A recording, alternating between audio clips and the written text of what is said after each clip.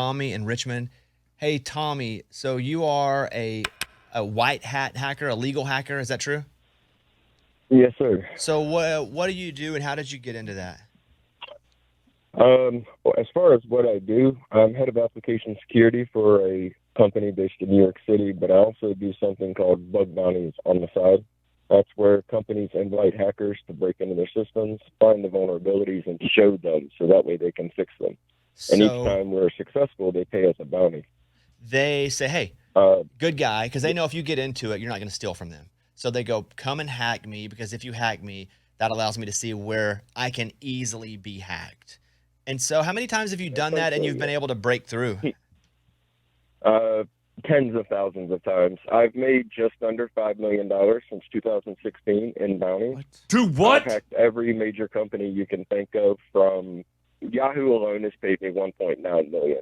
But I've hacked Google, Facebook, Yahoo, Microsoft, MGM, just about anybody. And how did you get into this business? Were you ever a not good guy hacker?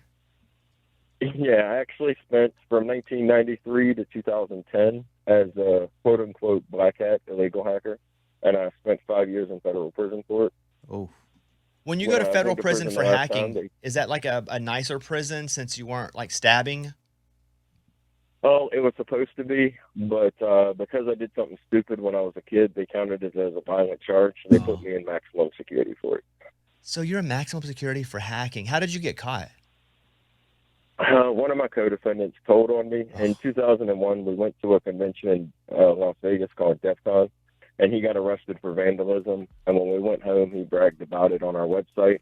They investigated, found him, and he was 14 at the time, so they told him if he didn't tell on us that they would charge him with everything we had done. So he told on everybody in the group. And how did you get into computers and then into, I don't know if it's coding and then hacking? Like, what was that process? In '93, I joined the wrong IRC channel. The IRC was a way to chat with people back in the '90s. It's still used today, but it's not as popular. And I joined the wrong room. It was owned by a hacker, and I thought it was the coolest thing in the world. So I annoyed him for probably 6 months until he agreed to start teaching me. Can you just see somebody's laptop or phone, or is it possible to watch people through their cameras? Is it much easier than we think it is? It depends. Since most people don't take the necessary precautions they need to protect their systems, keeping them up to date and everything, it is easier than you would think it is for a computer. Your phones, not so much. The people that can break into your phones, a vulnerability to hijack like a new iPhone is worth $1 million. So they're not going to use that on random people, a boyfriend or girlfriend. That's something that nation states are using so that way they can spy on other political people and things like that. Dang. So do you just get emails or calls going, hey, Tommy, we know you're a great white hat hacker. We'd like to hire you. How does someone hire you to do this? Most of the time, I've got a Twitter account that I use for my hacking stuff, and most people will send me messages on there, or they'll send me an invite to their bug bounty program through the HackerOne or Bugcrowd platform. And if I'm not doing anything and I like the company, then I'll go and take a look at them. But most of the time, they don't pay enough to make it worth my time. Does it bother people that you have a background in prison and black hat hacking if they want to hire you to white hat hack? Or is that mostly how hackers do? They go bad and then they go good? Well, it did bother people. When I came home from prison in 2010, I couldn't get anybody to trust me with a computer job. It took me about 3 years before I found a small startup here in Richmond that would give me a chance. But now, in 2024, a lot of companies are more accepting of it because they understand that to catch a criminal, it's best to have somebody that knows how they think. Because if you just hire somebody straight out of college, it's all theoretical. They don't really have hands-on experience. But I spent time on both sides of it, so I know how the good guys think and how the bad guys think. So you can work your own schedule then. If you want to go for a week and chill on a beach, you can, and hack. Can you hack from anywhere? Is it a remote job?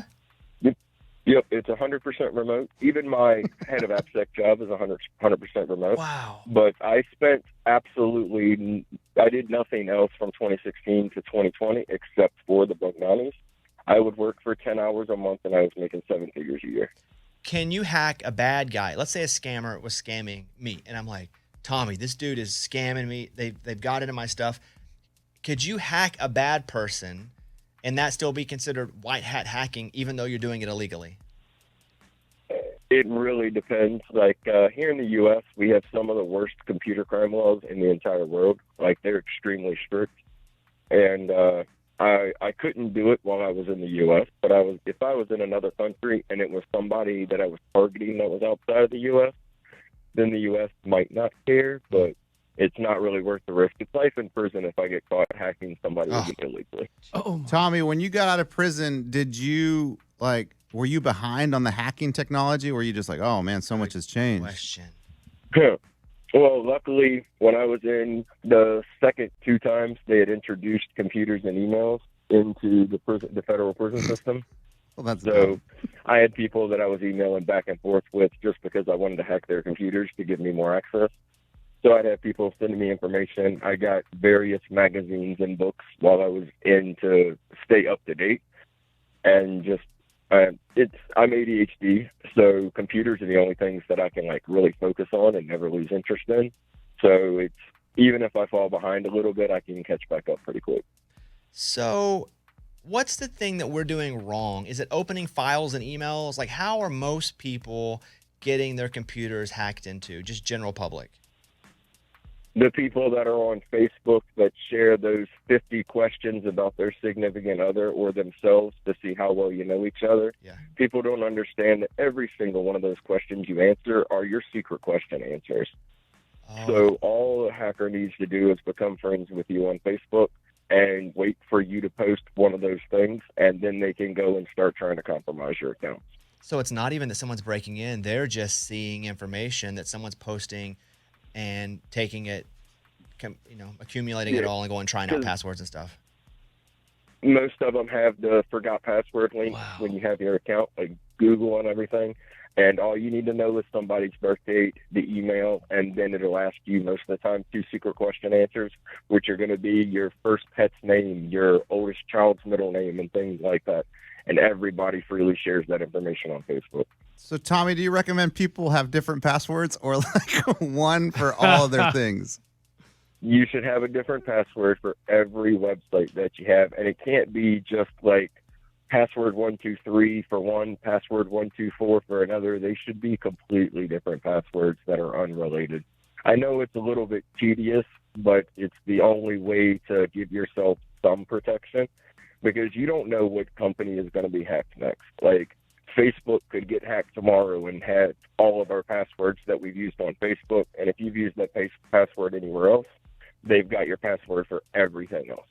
My final question is, when we hear about Russia or China hacking into our grid or whatever that means, is that something we should be worried about, or do we have the best hackers? Who has the best hackers? Oh, man. The NSA has extremely good hackers in the tailored access operations. But when it comes to the best, it's probably China, simply because of sheer volume. And the only reason that all you hear about in the news is China and Russia doing it is because you're watching American news. The Americans do it just as much, if not more, as they do. Our news just won't call out our own hackers for doing the illegal stuff. But if we had like a hacking Super Bowl, America would win? Well, there's actually kind of a hacking Super Bowl every year called Own to Own. Okay. And most of the hackers are from the U.S., but a lot that find some really crazy bugs are from, mainland China. Russia doesn't get to participate in things like that because of their sanctions. Right. But, if there was one country, though, you had to declare 10 hackers, the best 10 hacker team, who would you put your money on? Probably the Americans. USA! USA! USA! So is he considered one of the best American hackers? I'm considered the highest paid legal American hacker in North America. Yeah. Let's go. USA! USA! Wow, USA! Tommy, honestly, in every way, thank you for calling because we learned a lot. Yeah. Dude, this dude just sits there and hacks Yahoo and gets paid millions of dollars. And Tommy, we're on your side, dude. You Yeah. know, like, we support Yeah, you we all the way. support man. Tommy. Tommy. We love Sir. Tommy. Thank you. Hey, Tommy, appreciate the call, buddy. No problem. Y'all have a great day. Yeah, I wonder if that was a real voice because I wonder if he manipulated that. Sound like a Sound real little voice. deep. Well, I don't know. It sounded a little deeper. It's a Bobby Bones Show.